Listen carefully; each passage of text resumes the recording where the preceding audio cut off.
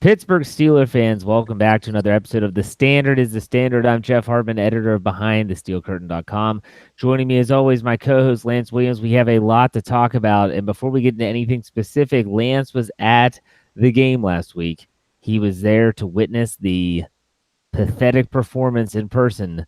So we welcome Lance to the show. But Lance, we want to get you weren't on the post-game show with me, so I want to know, tell me about it. What was it like? I know you've been there before. I know it was probably depressing, but go ahead and explain what that environment was like. For Steeler fans listening to the program, if you've ever watched a Steeler game away from Pittsburgh and you felt like, geez, this is a Steeler home game, well, multiply that by two.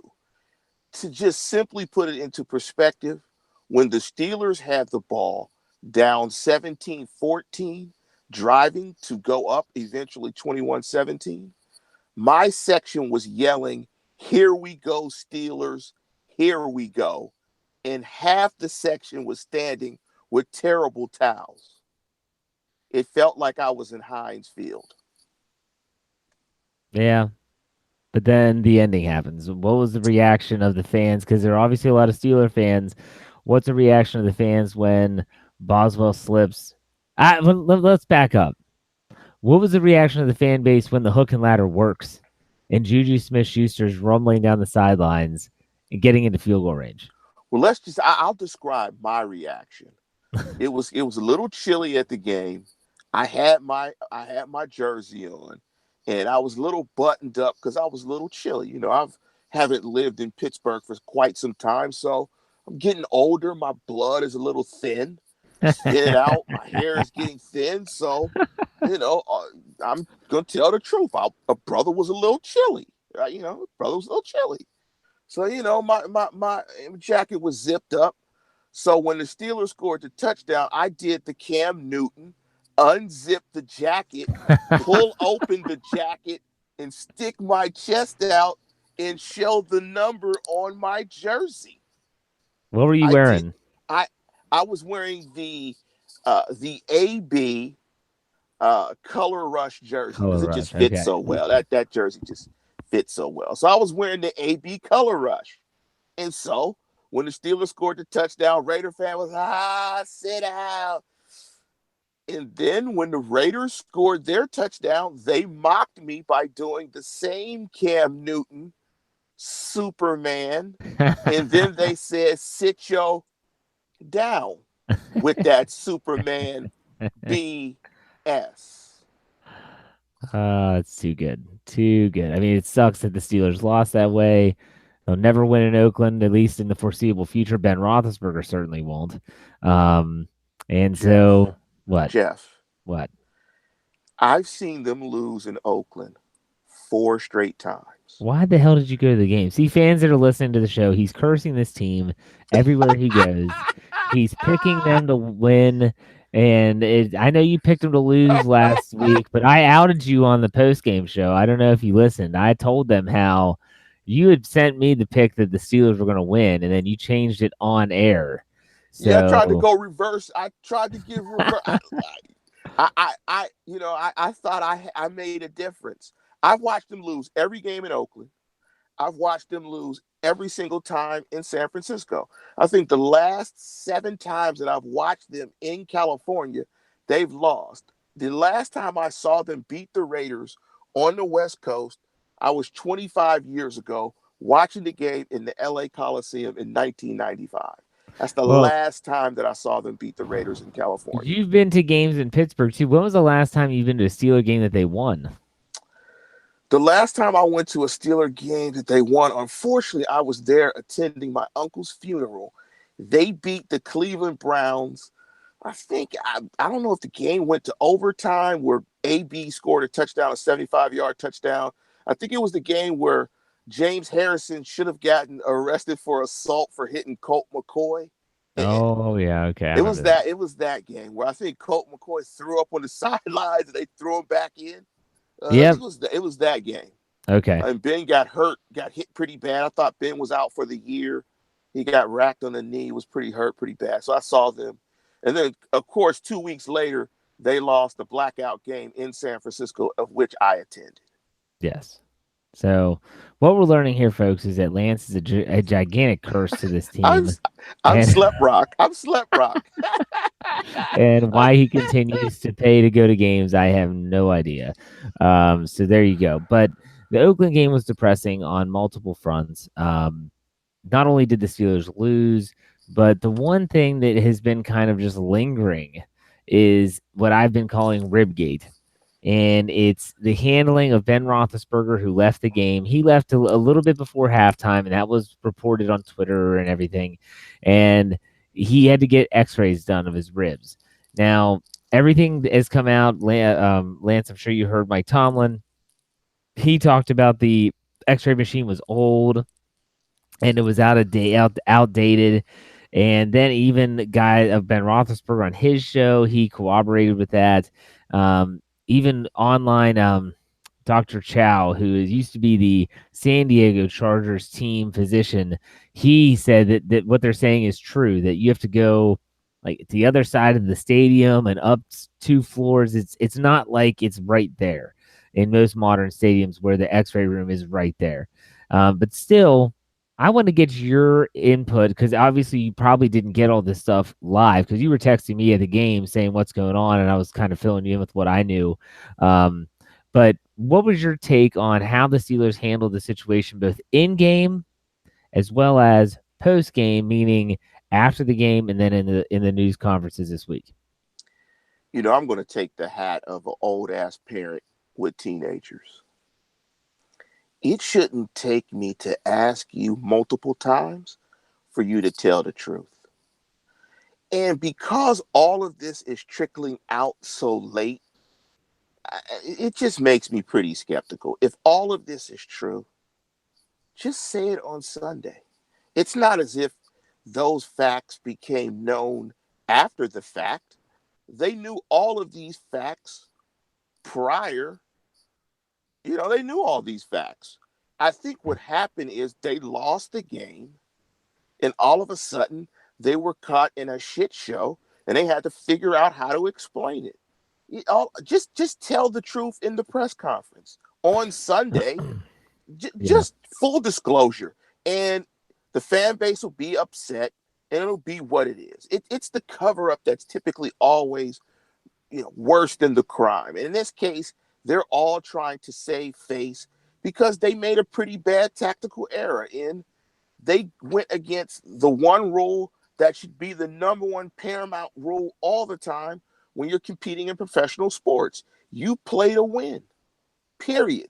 You deal with the chips, how they fall after the fact. Win the game. Then deal with the Yeah. rest later. I mean, I didn't see a huge issue with. I didn't hate. I hated the crutch use of the outdated equipment, and they weren't sure of the injury. And I understand too that there's extenuating circumstances when it comes to rib injuries. You could have internal organ stuff going on. Like I get all that, but at the same time, I said it on the post game show. I guarantee you, and this is exactly what Mike Tomlin said and Ben Roethlisberger said. I guarantee you that what the conversation was, hey, what's the deal? Well, he's got some ribs. His ribs are hurt. All right. I think we can win this without him. Let's have him sit. And that's what was said.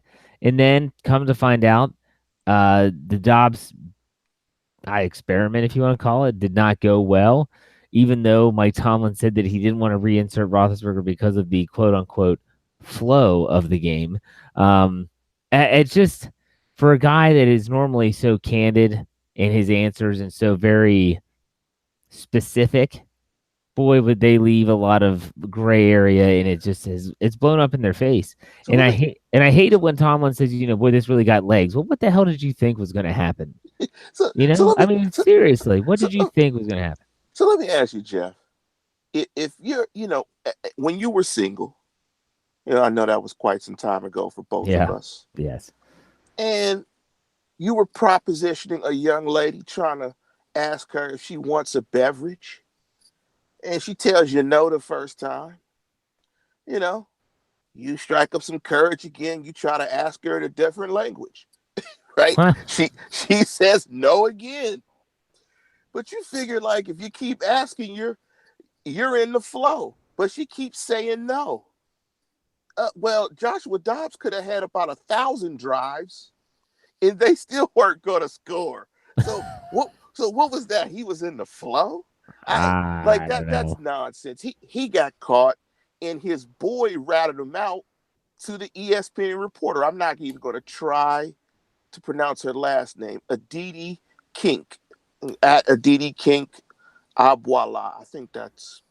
I'm sure I'm messing up her name. But when she said, but when she reports that Ben Roethlisberger says he communicated with Mike Tomlin as soon as he was on the field, but he believes both Tomlin and GM Kevin Colbert were wary of making the injury worse. And Tomlin told him, "Let's see how this plays out.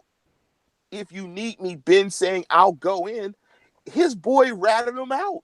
So at that point, he should have just copped to it. Like, yeah, we thought we could beat the Raiders without Ben.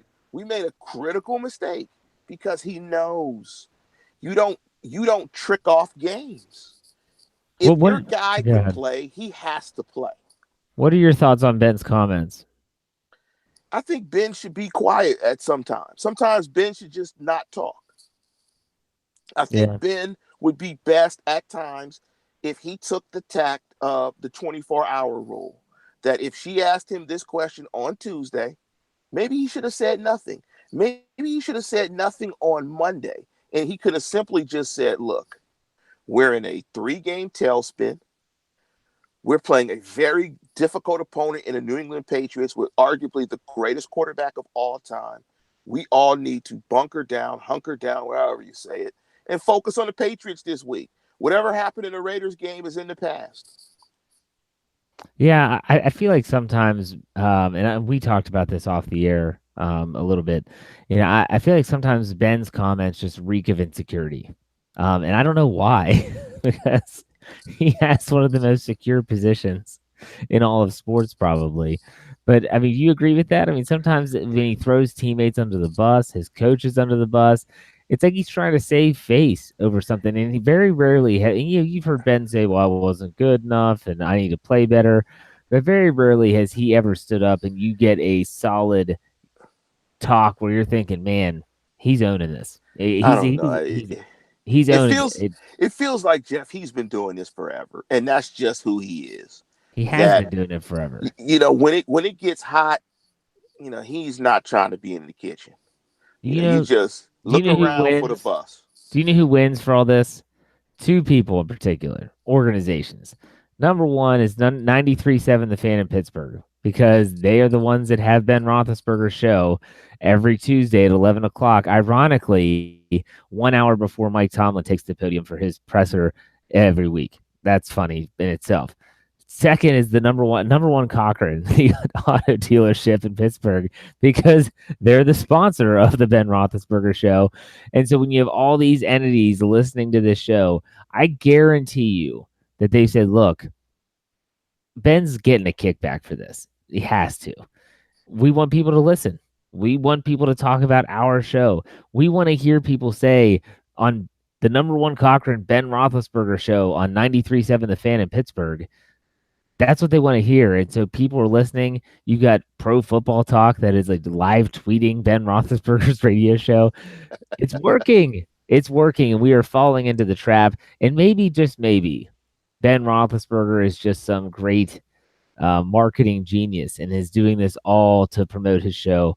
I would hope not. But then again, I don't know. So let's move away from Ribgate and let's talk about something that's a little bit more pressing and a little bit more concerning on a lot of fronts, and that is the Steelers' place kicker, Chris Boswell. In the game against Oakland, he went 3 for 3 with extra points, although his first one he banked in off the right upright, and he went 0 for 2 in field goals. I want to say both were 40 yards and in, the second being the most embarrassing as he slipped and fell and didn't even come close. And I can't speak for you, Lance, but when I saw him lining up for that kick, even before the ball was snapped, I said, there's no way he makes this. I have zero confidence in this guy making a kick, whether it's from 50 or whether it's from 30. So the Steelers I don't know if it's already happened or it's happening this week.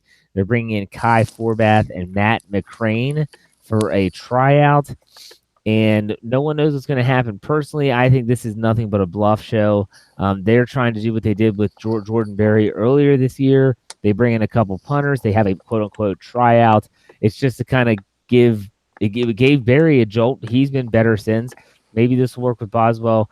Lance, what are your overall thoughts on Boswell as a kicker? The situation itself, is it worth them potentially just cutting ties with him? I'm not sold on either of the kickers they're bringing in for the tryout. What are your thoughts? Well, he fell on his ass, right? That's about what I Yes. think about Boswell. Yeah, that was pretty. That captured how I think Boswell's performed this year. He fell on his ass. He missed the kick in a comedic fashion. That's just emblematic of his year. It's been terrible. It's been woefully inconsistent, and he needs a fire lit under him. I don't think they're going to. Well. Let's just say this. We'll get to that, I'm sure, in a true false. Or do you want to tackle that question, that true false, in this segment Let's here, just do the Jeff? true false right now. Go ahead and set it up, and we'll run it down. Well, the true false question is, will Chris Boswell? True false statement is, will Chris Boswell will be cut this week? I'm going to say that's false because I've number one, I feel like it would already have happened. I mean, we're already in. They've already had 1 day of prep for the Patriots in. Now, granted, your kicker is not really a key component to game planning, but at the same time, when you have Holder and you got a long snapper and those three work as like a battery, you don't want to just change that up. Like I said earlier, I'm pretty sure this is a nothing but a bluff by the Steelers. Um, Kai Forbath, no, that's not the answer. I mean, if you want inconsistent, look, if a kicker is available right now, they suck. Let's call it like it is. If there's a free agent kicker out there right now that's not Jeff Reed, when he probably still he sucks too probably because he's old. They're no good. So I'm not buying this at all. So I say false. What do you say? I say false. And you know what Kai Forbath sounds like? I You don't know. know that. That sounds like something you do, and it also sounds like the bad answer to a obscure answer to a trivia question. Kai Forbath. That's right. It, Yeah, so it's like a Jeopardy question. You have to phrase it in who is Kai Forbath? Or what is exactly. Kai What Forbath? is Kai Forbath? Exactly. I like what is Kai Forbath better. That sounds like that would be kind of fun. It's false. They're not going to waive Chris Boswell, and I'm going to give you 4.8 million reasons why, and that would be the cap charge for the Steelers in 2019 that would get accelerated to the cap if they waived him this week. The 4.8 million consists of 1.2 million of proration multiplied by the 4 years remaining on his contract. So they're not doing it. If they did it, they would do it, post June 1st to minimize the cap hit by being able to spread it out over the course of the remaining years of the contract. But either way it goes, Yeah, so we lost you there, Lance. I'm not sure what's going on, but we'll get you back on there. But otherwise, I think that the yeah, we both agree that it's false. The Steelers are not going to cut ties with. I'm not going to say not because I don't know. We both think that there is a very minute chance that he stays or that he leaves, and that's because of the $4.8 million you spoke of. And hey, Lance, here's another question before we leave this topic. Do you think there's any chance that I don't know. I don't want to say Boswell got complacent because he was a Pro Bowl kicker last year.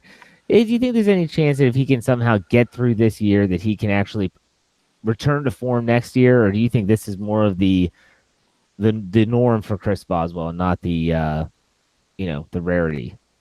I'm going to go with the success that he had in the past. I think you as a golfer, I mean, you understand. I mean, you could just get into some bad swing mechanics.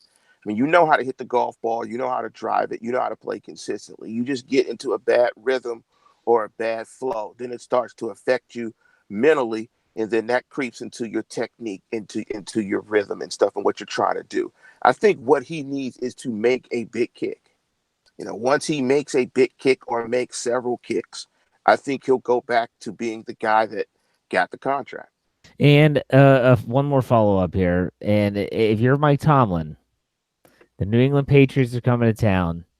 Let's say you win the toss, or let's say for whatever reason you get the opening kick, and you go down the field and you score a touchdown. You going for two? No, I'm gonna show confidence in my guy and kick the extra point. Screw that, man. I'm going for two more than anyone else has.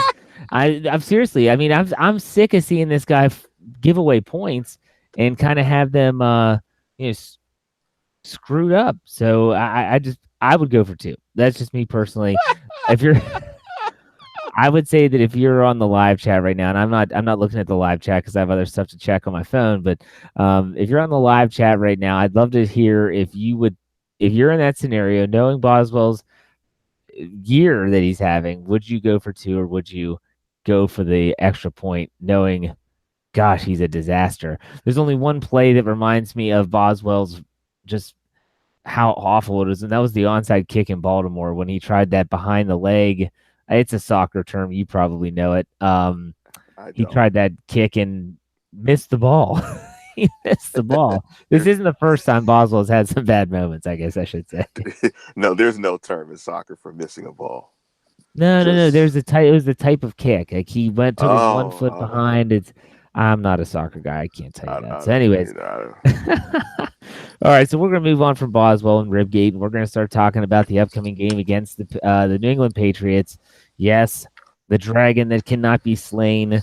And we have some stats for you. I have one right here. It's ready to go. I'm gonna go ahead and start with the stats for our Stat Geek segment.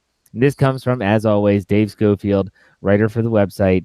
He said the Patriots have only lost back-to-back regular season games 7 times in the last 15 years or 15 seasons. In every pair of those games, Tom Brady has been intercepted at least once. Since he's had 0 interceptions last week, the Steelers will actually have to take the freaking ball away on defense. Vince Williams' interception in the third quarter last year was the first time Tom Brady threw an interception against the Steelers since 2006. So there you have that. That's going to make you feel warm and cozy inside, doesn't it? yes, it does, man. That's like a warm cup of cocoa. But you go ahead. I know you have some Debbie Downer stats as well. Go ahead and fire those off. Oh, I'm gonna give you some stats, and these don't come from Dave Schofield. This just Oh, comes okay. from pain of watching the Steelers get their ass whooped by New England. That's where these stats come from. Tom Brady in his career is 11-2 against the Steelers, and he's thrown 30 touchdowns Oh and my only gosh. 4 interceptions. Good Lord. That's pain. That's Clubber Lang pain. Yes. That's how you like me now pain. That's as my brother, big Pats fan, Tracy Sylvester, who is a unabashed, unapologetic Patriots fan. That's why he calls Heinz Field Foxborough South. Ugh. That pisses me off. They've broken our hearts too many times, man. But that's the truth. It's the truth. You can't say anything about it. Steeler fans can hate the Patriots, and multiple times we've had polls on the website saying who's the Steelers' biggest rival. And maybe it's just the modern day fan and the younger fan that's really not in tune with what the Ravens and some of these other teams used to be. But the Patriots are almost always at the top of the poll. And my gosh, it's not even a rivalry if they don't win ever.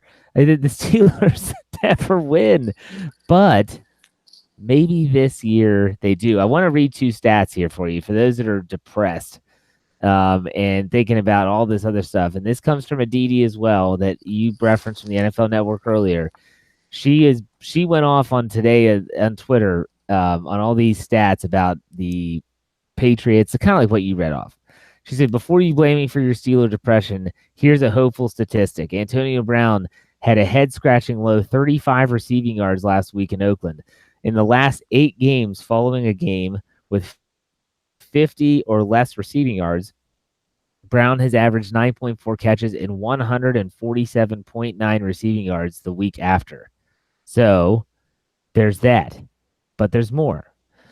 Could the Miami Miracle lead to a hangover? Since 2000, teams that lost on a walk-off final play of regulation touchdown are 6-12 the following week. And when those teams have to quote unquote rebound on the road, they're 1-10.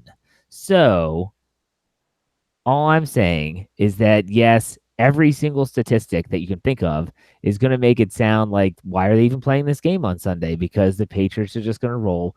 There are some statistics out there that might actually lend themselves to thinking the Steelers might have a chance. I don't know. So do you have more stats, right?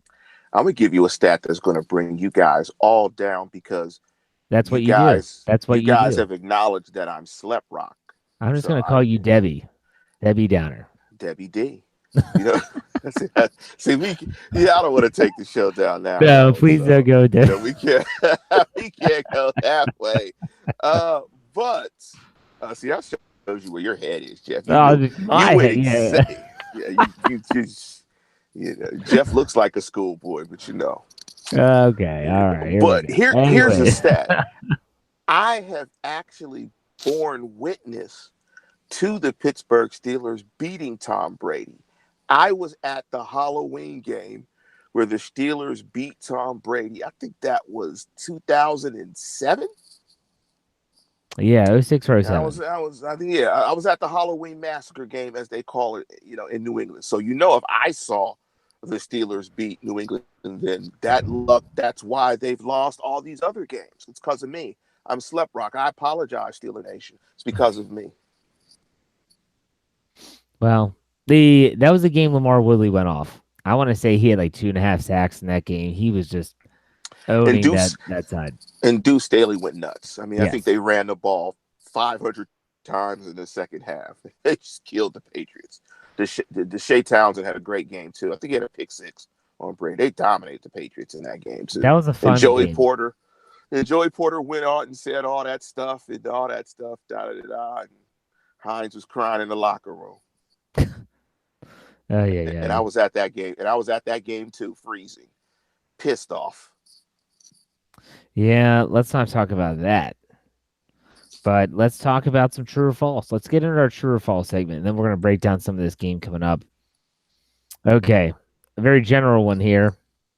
And for those that are maybe first time viewers or first time listeners of the show, the true or false segment is essentially just where we make a statement and we debate whether it's true or false. Most of the times we disagree, but here we go. True or false? The Steelers will make the playoffs this year. Go ahead, Lance. I'm torn on this one. Let me ask you, Jeff, before I answer. Do you know who the before I answer, do you know who The Ravens the play? Ravens I play in their do. last? I actually do, Okay. counselor. I do. They play the Tampa Bay Buccaneers at home this week. They go to the LA Chargers the following week, and then they finish up with the Cleveland Browns. I'm not sure if that's. I want to say that might be at home, but don't quote me on that. I could be wrong. But those are the three teams, and I know the venues of the first two are correct. I just have to check on the third. I think the Steelers will limp in as a wild card. I think the Steelers will not win a division because I think they're going to go 1-2 over their last three, which would leave them. What would it be? 8-7-1. Yeah. I think 8-7-1 will get them the wild card. They'll be the 5 or the 6 seed. And they'll have to play probably Kansas City or the Chargers. See, I don't think they get in with 8 wins. I think I say true that they do get in, but I don't think they get in with 8 wins. I'm running a scenario tomorrow. Like I looked at, there's really only a handful of teams that matter for the Steelers. You have teams like the Dolphins, the Titans, the Colts, and then clearly, obviously, the Ravens. And so I actually found there's only one scenario that I found where if the Steelers lose this Sunday can remain in the playoff picture, and that's assuming that the Ravens beat the Bucks. Because if the Ravens lose, it doesn't matter what the Steelers do, because they could lose as well, and they would still have a half game lead over them. And that is the Vikings need to beat the Dolphins, the Cowboys need to beat the Colts, and then the Tennessee Titans need to lose to the Giants. And so if those three things happen, the Steelers would still be the 6th seed. If one of those three teams wins on Sunday, the Steelers are out of the playoff picture heading into Week 16. So It's murky water, and a lot can happen in the last 3 weeks. But I think the Steelers go 2-1 down the stretch. Who they beat, I'm not so sure yet. But I'm going to say they get in. I think it's going to take 9 wins. So there you have that. And this is a That go ahead. that's impressive, Jeff, breaking all that down. You know, you remind me of Doctor Strange in the latest Avengers movie, where he went Uh, through the 4 trillion scenarios and came up with one way that they could beat Thanos. Maybe I'll call you Jeffy Jeff Thanos. well, for me though, and it's crazy to think this is true, but I wrote an article about Ben Roethlisberger. He had his Wednesday media outlet session today, as he always does on Wednesday, and he said something, and I was like, well, damn, he's actually right. That the Steelers still control their own destiny. That's the amazing thing about this, is that even with a 3-game skid, they have a half-game lead over Baltimore. If somehow, some way, and that's the crazy thing. Call me a homer, call me a joy, whatever you want. I still think that this Steelers team can beat any team left on the schedule, because if they can play up to their potential, then they can beat anyone on the schedule. Is that going to be easy? No. Hell no, it's not going to be easy. Not when you host the Patriots and you have to go down to New Orleans. It's going to be very, very difficult. But at the same time, I feel like if the Steelers can get their act together, and we've seen them do this in the past. And I was speaking with in the gym this morning. I saw another fellow Steeler fan who follows the site, and he was talking to me. I said, "Yeah, this thing could go one or two ways, in my opinion. It could go into a run similar to 2005, where they were 7-5 and went on a run, and they were able to, climb back in and then get into the 6th seed and go on and win the Super Bowl. Or this could turn into an unleash hell scenario where they just completely tank and it's just all hell breaks loose and everyone wants everyone fired. That they already want everyone fired, but still, it could go one or two ways. So it's going to be interesting to see how this works out. But let's go to the next true or false question. And that is, if the Steelers don't make the playoffs this year, Mike Tomlin will be fired. True or false? I'm going to say false, but if they lose the next three, which would make them 7-8-1, First losing his, season. his butt will be firmly on the hot seat, and it won't be due to his past success. It won't be. I don't think his past success will save him. In fact, I think if they go 7-8-1, the only thing that will save him will be, I can't see Ben wanting another head coach this late in his career. I think Ben and Mike are like a sitcom. It's the Ben and Mike show. I think Mike Tomlin will be the last head coach for Ben Roethlisberger. I think they'll ride off together in the sunset. But if they lose these last 3 games and finish 7-8-1, it's going to be really hot. But I don't think Ben wants to start over with a new head coach. And I don't. And if they brought in another head coach, it'd have to be a guy with some pedigree that's won. I've heard the name Mike McCarthy. Yeah, I don't know, but it would have to be somebody with a name that has won football games, and it might have to be a coach that's at least been to a couple of championship games or something. Somebody that has a name in the industry. It won't be a new wonderkin guy that's going to reinvent Ben. So he'll be on the hot seat, but he won't get fired. So false. I'm going to say false as well. And I spent the majority of the post game show trying to explain to fans that whether I was happy or upset with how Tomlin has handled the team in the past and this season and in this 3-game losing streak is not important. And that people on the comment section of the YouTube channel were saying I was a homer and how can I support Tomlin? Look, I never said that. I just said it as a realist. They're not going to fire Mike Tomlin. He has a very safe job. And I agree with you 100% that as long as Roethlisberger's there, his job is perfectly safe. Now, when Ben decides that he's done, that's a different story. Because when Ben says he's done, you're looking at a Josh Jobs, Mason Rudolph scenario, and you're saying, well, if there's a time to bring in someone new, it's now because we're going to be starting anew in a lot of different ways. But look, people just have to understand that's not how the Steelers work. Okay, it's just not.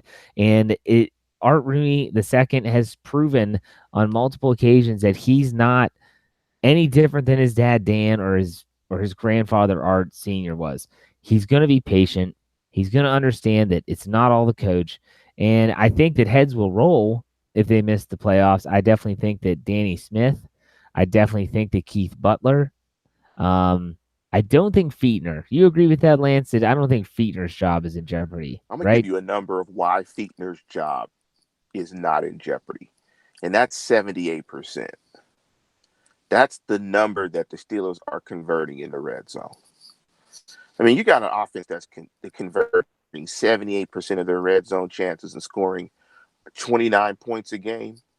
He ain't going nowhere. And for all the people that suggest that somehow the Rooney Rule is protecting Tomlin, you guys are crazy.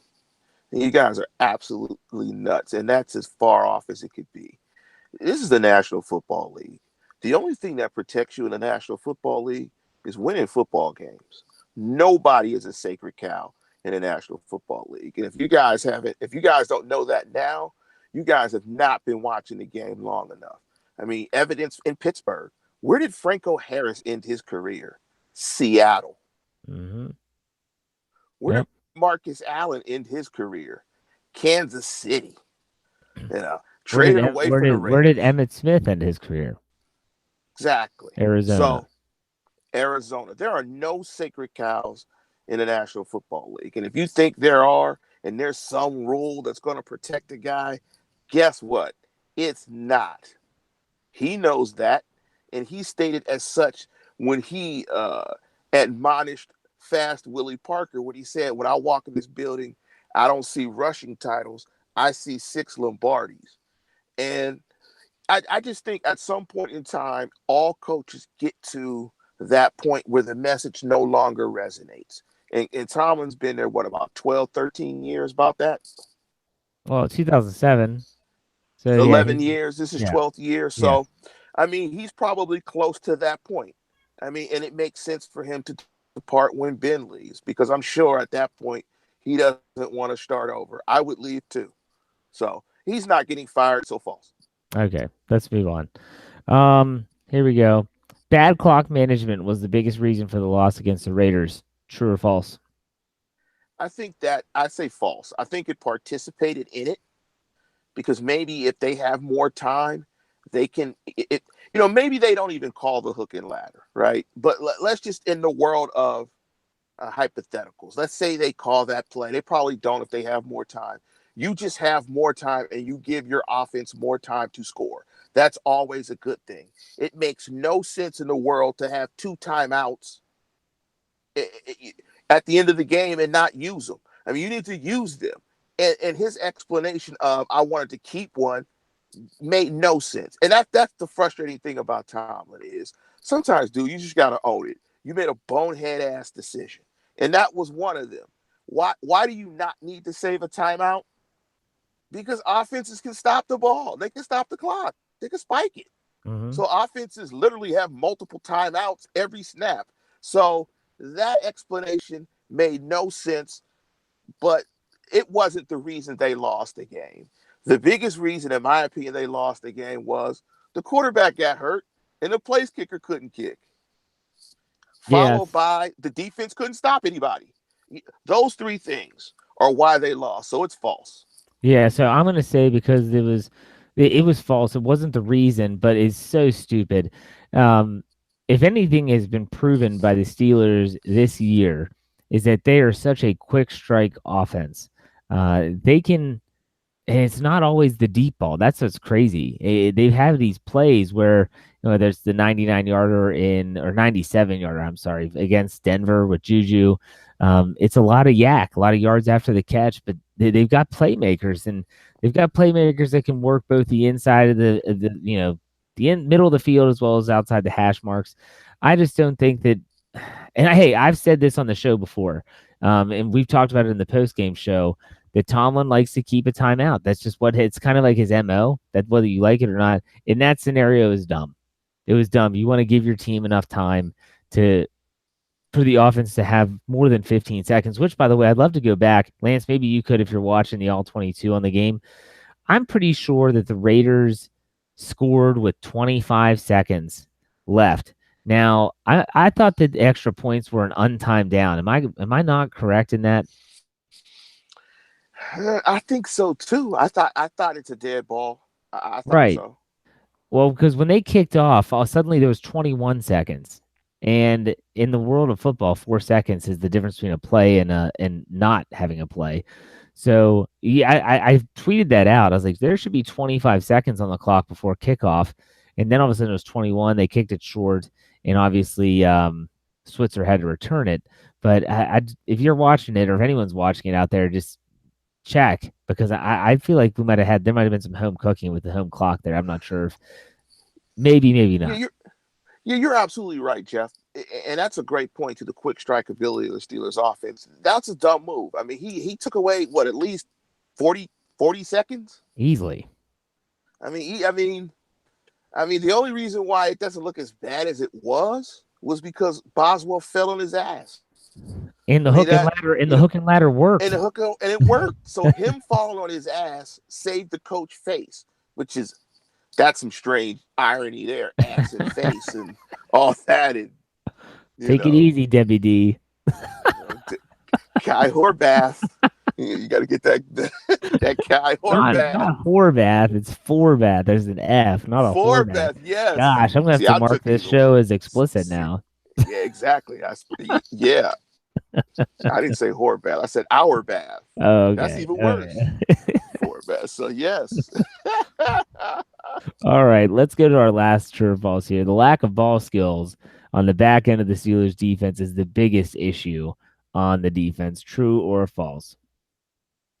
I'm gonna say false, but it's a 1B. The 1A is the lack of speed at the inside linebacker position. And it goes back to maybe I'm gonna credit Jerry Dulac with saying this because I don't think I said it. I think a guy on I forget the guy's name on Twitter that I thought I might have said it, but I think it's Dulac. If you're slow at inside linebacker, your defense is slow.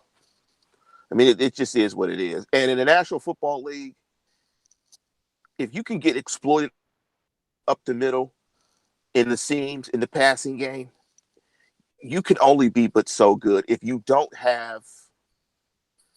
And the Steelers have a very good pass rush. Unless you're getting heat like all the time, seam throws are going to kill you because they neutralize pressure. The ball is out, your guy is beat, you give up 12. So I think the lack of speed at inside linebacker is the biggest issue with the defense because I think the coverage is close, but they can't make the play on the ball. Like Burnett on the play that got dropped. I think it was Jared Cook that made the play. He was in position.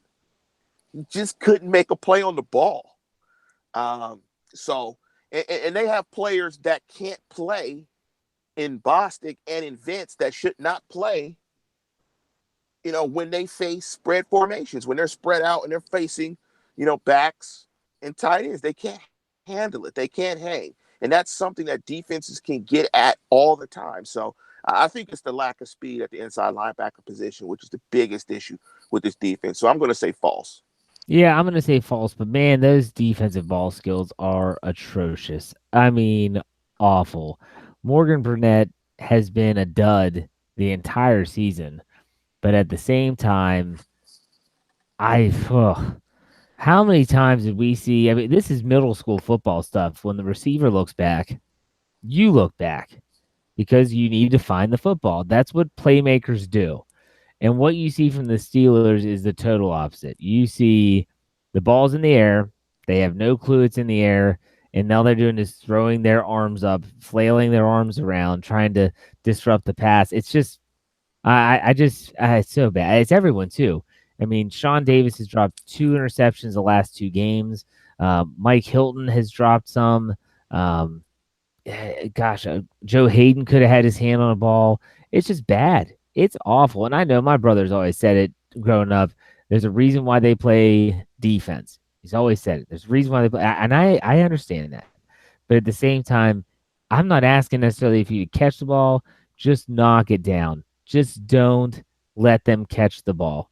Because if those type of skills continue, it's going to be a long 3 games, especially the next two, against some high flying offenses in Tom Brady and Drew Brees led units. So, all right,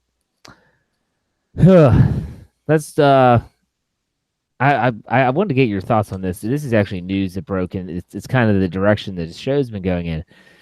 That today, Cam Sutton was starting as the nickel defensive back over Mike Hilton. And Mike Hilton's healthy. As some people are thinking that Hilton might get benched. What are your thoughts on that? They're crazy. They're crazy. And to go to what we were talking about the previous point about the lack of ball skills, and this stat is from Alex Kurzora from SteelersDepot.com. Pick up to those guys. Mike Tomlin drafted DBs have only had 18 interceptions since 2008.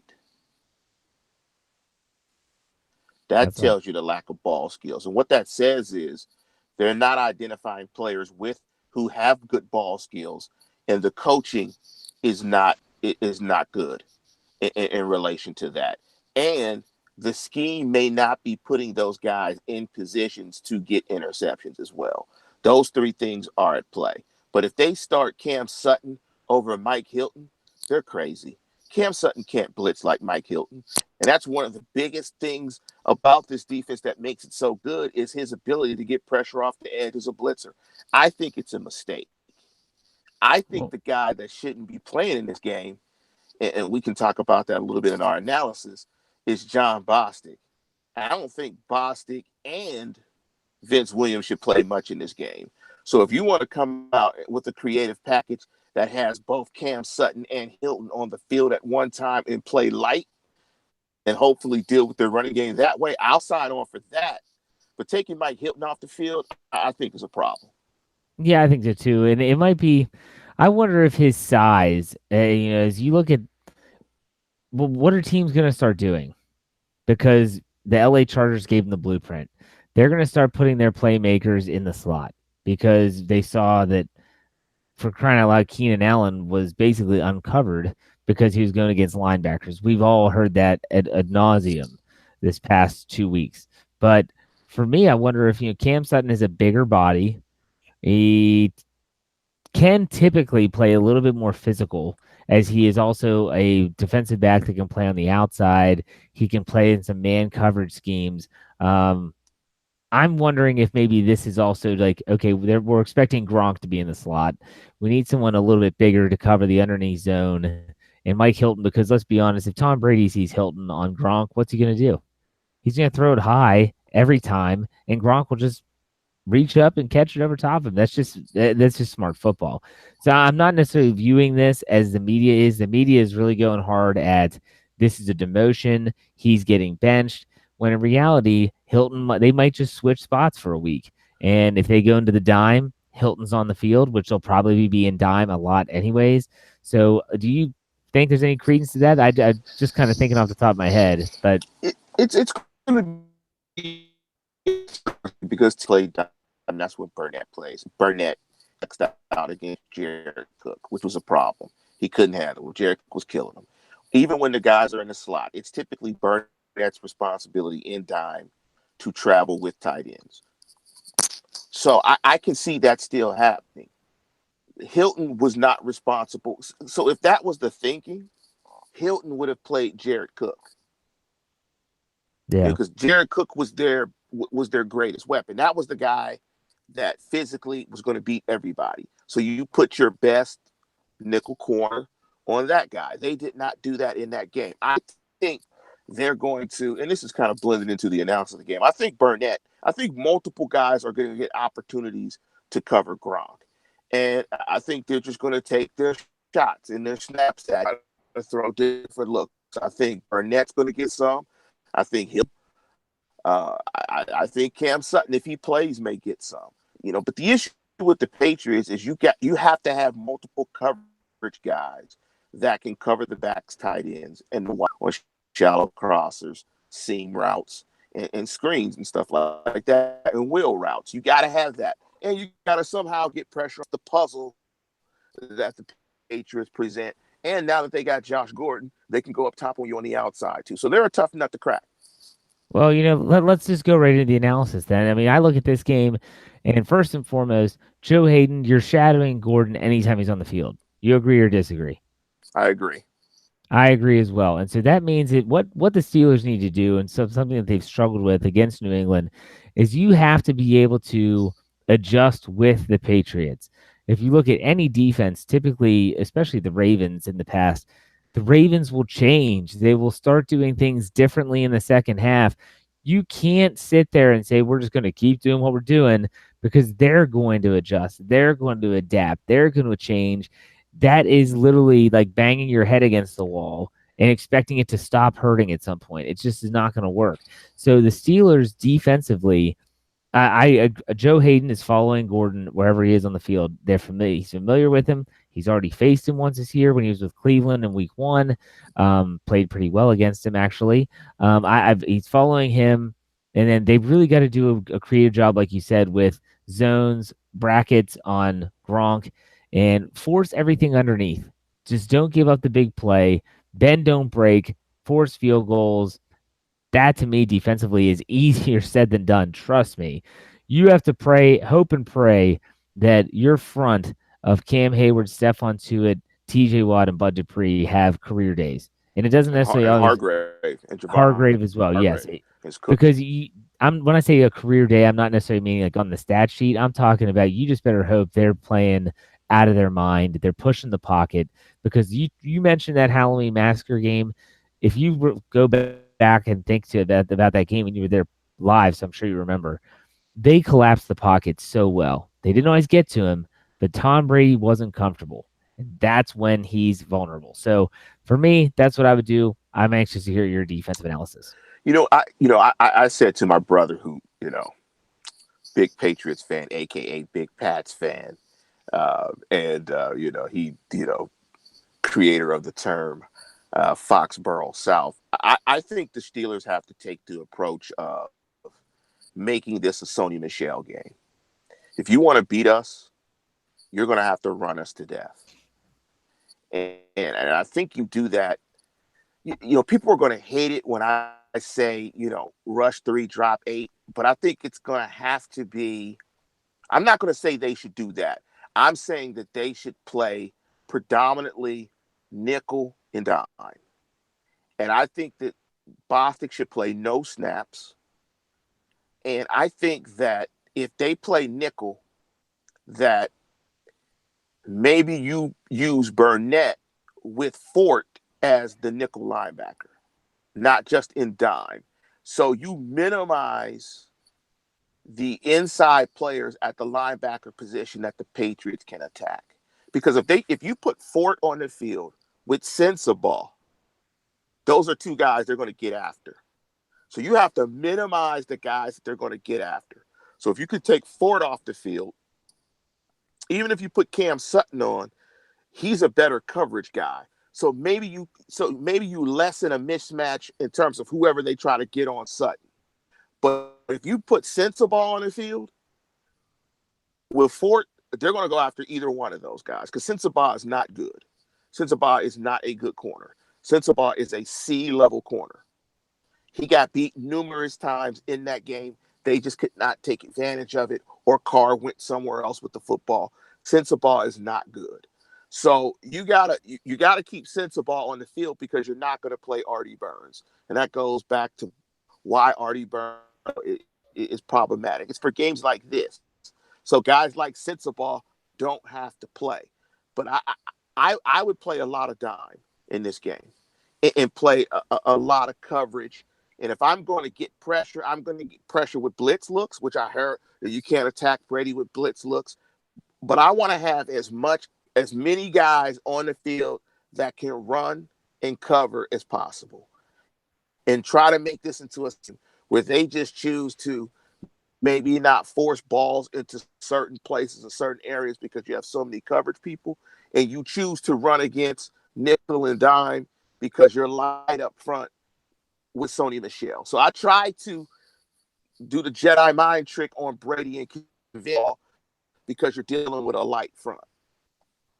Now, I'm going to go outside the box here a little bit and say that if they're going to throw out that dollar defense, which someone in our Mark actually in our live chat just said that they should play the dollar defense. That's where they had, I think, 7 defensive backs on the field. I'm giving Marcus Allen a hat, and I like he's athletic, he's a hitter, so he can come up and stop the run if necessary. He could play that hybrid linebacker role, and he's like I said, he's fast, he's athletic. To right now, I'm tempted to say that he could do anything that Burnett's doing or not doing. He's just going to do it faster and he's going to hit harder. And so you ask yourself, okay, so this is going to be a weakness or this is going to be an area where the Patriots might exploit. Well, Marcus Allen is going to probably bring more to you than right the way that I just have been so down on Burnett. I think he's been awful. So I would give him a helmet. I know he's only played one game this year, but I don't know. It's tough to give him a helmet. I know it's tough to give him a helmet going against Tom Brady, but that's just what I'm thinking. You agree with that? The dollar defense and maybe even giving Allen a nod? I mean, the dollar D. I don't know about giving Allen a nod, but if that means you have to do that to play the dollar, I like it. I mean, I think the dollar should be a part of the package. But I think what the Patriots do to a lot of teams is they will show you something that they have not put on film specifically for you, right? They may work on it. Training camp work on it at times where they may literally just have a Pittsburgh package that, this is what we're going to do against the Steelers. If you see something that you've never seen on film, you have to have checks for it. So if we see something like if we see a 4 wide receiver set, sort of like the AFC Championship game that they haven't shown on film, this is how we're going to play it. We're going to play 2-man against it, or we're going to just play basic cover 2. Or we're going to check to our basic coverages that everybody knows that we could play fast against something that we haven't seen. Where they get you is you try to make an adjustment to their adjustment, but you're not rooted and grounded in that adjustment. You're kind of trying to do it on the fly as they adjust, and then you make mistakes. You make communication errors and gaffes, and you make mistakes and you get beat. And that's one of the things that Ray Lewis talked about when they played the Patriots, is that they had certain things that they would do if they saw things that were unfamiliar to them on film. It'd be like, look, this is a ball player game at this point. Our guys are going to beat your guys. And that's how we're going to win this game. But we're going to play whatever we play fast, and we're going to know what we're supposed to do. And that's how we're going to react to it. We're not going to try to come up with this super plan and try to do it game time. No, we're going to play our core fundamentals and try to do it fast. Yeah. It's funny how when we get to a New England Patriots game, which is just ironic that it's week 15 this year at Heinz Field. It was last year, it was week 15 at Heinz Field is the Jesse James game. We'll never forget that. All the prep leading up to it is all talking about the defense. Very little do we talk about. I'll give you the Steelers offensive game plan. Are you ready? It's going to be very intricate, very detailed. Are you ready, Lance? Yes. Don't turn the freaking ball over. End of story. Pretty much. I'm done. This Steelers offense will be able to put up. They'll move the ball on this defense. They shouldn't struggle, even if James Conner can't play, and he did not practice Wednesday, which is when this is being recorded. Even if he can't play, they will be fine moving the ball on this defense. But this defense is also opportunistic. Ben Roethlisberger cannot play sloppy. He cannot play his stupid, dummy gunslinger mode, Ben, where he's out there just trying to sling the ball around the field. And look, the Patriots are going to be smart. They're going to know what you want to do in certain situations. And please, for the love of God, can someone please tell Randy Fiedner and or Ben Roethlisberger that teams are starting to understand your goal line pass plays? If it wasn't the interception in Denver, if it wasn't the play against the Chargers at the goal line where it's Jacksonville where Roethlisberger had to keep it. If you think back, it was supposed to be the shovel pitch, the pitch to Vance McDonald. And then even against Oakland, the pass to Juju was almost intercepted. You can't keep running the same plays over and over again. Okay. So you're going to have to, the Patriots of any team that you're going to play are going to know your tendencies at second and goal from the 2, second and goal, third and goal from the 1. You have to mix it up. You know what I want to see? Put Roosevelt Nixon and sneak him out into the flat or something. That's something that you haven't done yet. Now, Ryan Switzer's play. When he comes in goal line situations, they're going to say right away, we're keying on him, look for that pass in the flat, and that's where you can make that big mistake. So I hope the Steelers have a little bit of humility to their approach and their preparation this week. And like you said, with defense, same with offense, think outside the box, do something you haven't done yet. I mean, bottom line, when you play the Patriots, as much as we talk about defense, your offense better put up 30 points plus. I mean, you just got to bring that to the table. If you're not, you're probably going to get beat because you could play very well against Tom Brady and win a majority of the situations. He's so patient. At some point in time, he is going. The way they ran the ball in Oakland, this is a sling it Ben game. And, we all think criticize Ben about, how many times there's lost games when Ben has thrown the ball over 50 times, but they did beat the Patriots one of the few times he threw it over 50 times in 2011. I think when they beat them 25-17, they beat the Patriots, and he threw it almost every single down. This is a defense you can spread out and you can attack. And the strength of the Steelers offense is pass protection. It's not a great run blocking line. It's a weird offensive line. As far as a pass blocking unit, they might be that inconsistent as a run blocking unit where the running back who you can matters. They need a very good run blocking unit, i.e., that guy we won't name, guy that's now in the Terminator. Those guys are two very good backs. So it's definitely a ship. The back was helping that offensive line out a lot in the running game. Connor can't play. It has to be a Ben, spread them out, wing it. And we talked about the Tom Brady 30 touchdown passes, 4 interceptions. I think Ben Roethlisberger is 22 touchdowns and 11 interceptions. That has to start getting favor of the Steelers. So if the Steelers want to win this football game, Ben Roethlisberger is going to have to outperform Tom Brady first and foremost. You got a little. You're breaking up a little bit there, but you're right. He does have to outplay Tom Brady, and I don't think that's out of the realm of possibility. Ben Roethlisberger is fully capable of putting up points. They have a good offense. They're balanced, and even when I went back and looked at the film of the Raiders game, Jalen Samuels didn't run the ball well. He didn't get many attempts, and the offensive line didn't really work that well. And a lot of people in the live chat right now are saying that the offensive line and the defensive line is where this game's going to be won and lost, and you cannot disagree with that. So we're going to talk about this more. I know that I will with Brian tomorrow night on our Steelers preview show. But Lance, I'm curious to think where you're leaning here. You don't have to give us the score. You don't even have to tell us if you just want to. I know what you're going to say, but if you want to give your prediction, you can, or you can send it to me and I can read it tomorrow during the preview show. That's up to you. What's your thought process? What's your feeling, your gut feeling heading into this Sunday? I'm feeling frisky. You know what I'm saying? Oh gosh, I'm feeling frisky.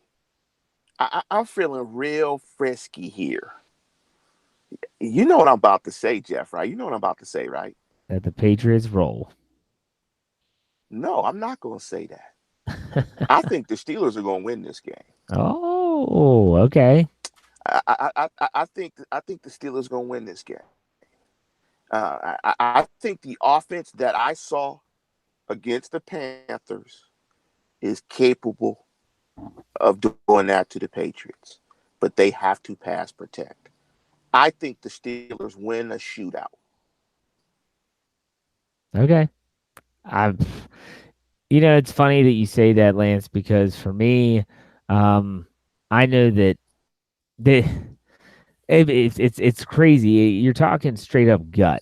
Hey, like at this point, they've lost 3 games in a row. You're talking straight up gut feeling because there's nothing on paper, there's nothing on film that makes you think that this is a game that the Steelers should or in some cases could win.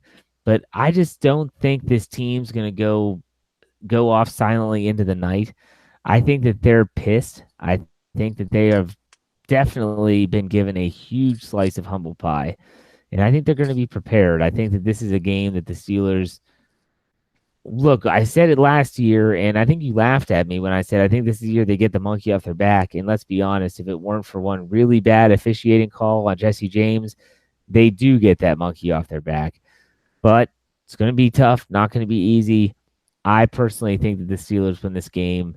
Um, I'm not gonna. I'll do my score prediction next week. Lance, did you say a score? I can't. I couldn't hear No, you there no, towards no, the end. no. I didn't say a score. But if Okay, you want a score, I'm gonna give you a score. that's up I'll to give you. you. You can save it I'll for give you tomorrow, or 35. No, I'm gonna give you 35, 31. That's my score. wow. Okay, all right. I That's awesome. I definitely could see this game shaping up like that. So there you go. I don't know. Let's look at some questions here before we call it a show, real quick. Um, Snow asks, why am I wearing a Penguins jersey and not a Steelers jersey? Well, first and foremost, I brought this up because I know Lance is a West Coast guy now. And I'm also a Pittsburgh fan. I'm not just a Steelers fan. I love the Pirates, I love the Penguins, and I love the Steelers. And the Penguins are playing the Blackhawks right now. They're tied up 3-3 going into the third. Mario Lemieux is one of my all-time favorite athletes, and this jersey was one of my all-time favorite jerseys. It's the Gin and Juice jersey from the 1994 video with Snoop Dogg. But this is a Lemieux authentic. It's embroidered. I love it, and I thought that it'd be cool to wear a different jersey. To not wear Steelers stuff. I'm superstitious that way. They've lost 3 in a row. I've worn Steelers stuff every other show, so maybe I should mix it up. Maybe I should wear some other black and gold.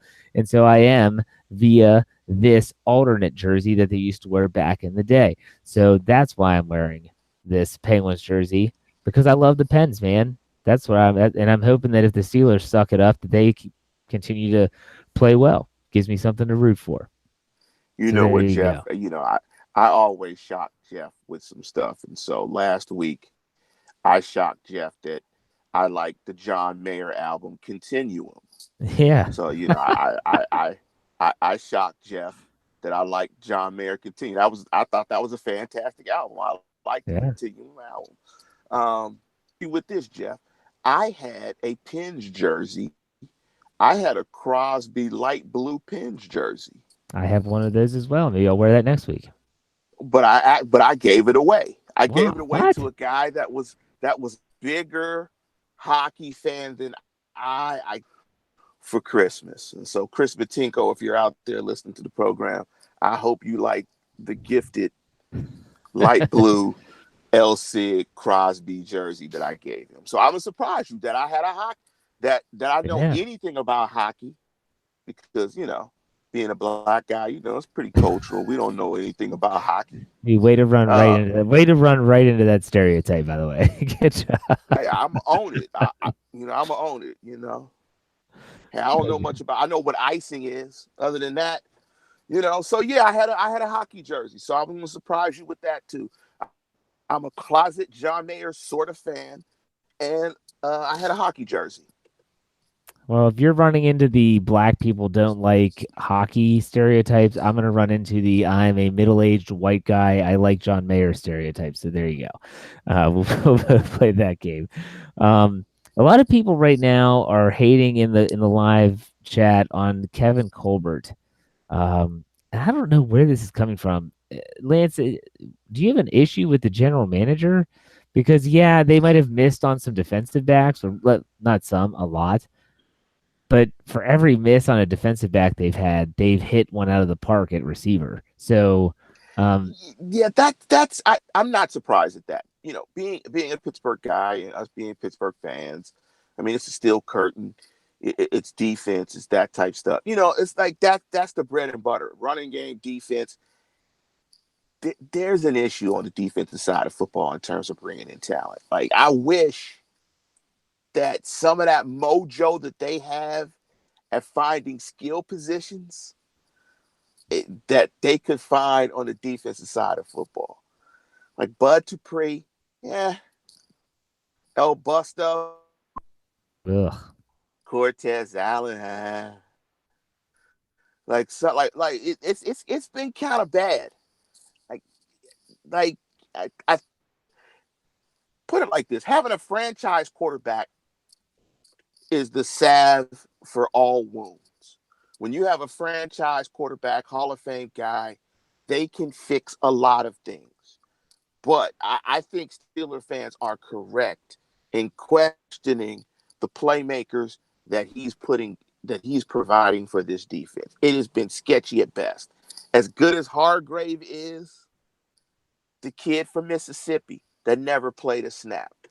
That was unfortunate, but that's on his record. They go to a second round for that guy. The guy never plays. That's part of his resume as well. So I understand how fans are a bit frustrated with Kevin Colbert and the job he's been doing with supplying defensive talent. Yeah, no, you're right. Now we're only do one more question. The show's gone a little longer. Hey, it's Patriots week. What do you expect? Um, but the question is real simple. If there's a coach to be fired at the end of the season, and let's just assume they don't make the playoffs, because that would be the most dire situation for the coaching staff. So they don't make the playoffs. Who's the first one to get canned? We've already said it's not Tomlin, so we're talking assistants and specialists. So who's the first coach to go? Danny Smith. Okay, so you went him over Butler. I think Butler will be next. So you think they'll both be gone if they miss the playoffs? Yes. Okay. All right. Well, I'll tell you what, man. It's been a good show. It's good to have you back. I know we weren't on after the post game, but it's going to be interesting, folks. Just a reminder: make sure that you check out our preview show tomorrow night. It's roaming around 9:00. Myself and Brian Anthony Davis will preview the upcoming game with the Steelers, and then Lance and I will be on after the game on Sunday. The Sunday game is at 4:25. That's a national CBS doubleheader, so be on. Make sure you're watching that live. And obviously behindthesteelcurtain.com for all your Steelers needs. Lance, any final words before we call it a show? I picked it. So when the Steelers beat the Patriots this week, he slept rock. And I have a real quick WTF. Sure. Steeler fans, it's not cool to put your hands on women. Oh yeah. It's not cool. It's not cool. So Steeler fan Heinz Field, I'm gonna give you permission. We're no longer sponsored by the legal show, but if you listen to some of our shows in the past, the legal, I don't name Jeff, you know the legal guys. Frank Walker. Yep. I will give you Frank Walker's number if you punch a guy that chokes a woman at a game. I'll do that for you. Oh, well, that's nice. You'll give him the number. You're not going to pay the legal fees. You're not going to give them. I'm going to give you the number. I'm going to give you the number, but you can't Oh yeah, Steeler fan put their hands on a woman. I don't care what the scenario is. I don't care if they were a fan from another team. She's popping her lips off, whatever. That's not acceptable. We are higher standard of fans, so y'all need to handle that next time you see something like that happen, because I saw a scenario like that when I saw the Steelers play the San Francisco 49ers. Steeler fans put his hands on a 49er lady, and Steeler fan whooped him up so fast and took him to the cops and said, we don't roll like this. And the cops let him continue to watch the game, although he beat up the Steeler fan that put his hands on the lady. So look, don't let Steeler fan. It's just football. Don't put yourself in a position where you embarrass yourself, you embarrass your family, and you embarrass Steeler Nation. So let's conduct ourselves properly. Absolutely. Couldn't have said it better myself. And a reminder to everyone that's watching and or listening, if you're watching, make sure you check us out on all our audio platforms. That's Stitcher, that's Art19, Google Play, iTunes, Spotify. We're everywhere. And if you're listening on podcast form, make sure you check us out on YouTube. Go to YouTube, search BTSC Steelers Radio. Almost forgot what that was there for a second. And make sure you subscribe, like, and comment. Lance, as always, thanks for your time. We appreciate it. We'll see you next week on another episode of The Standard is a Standard.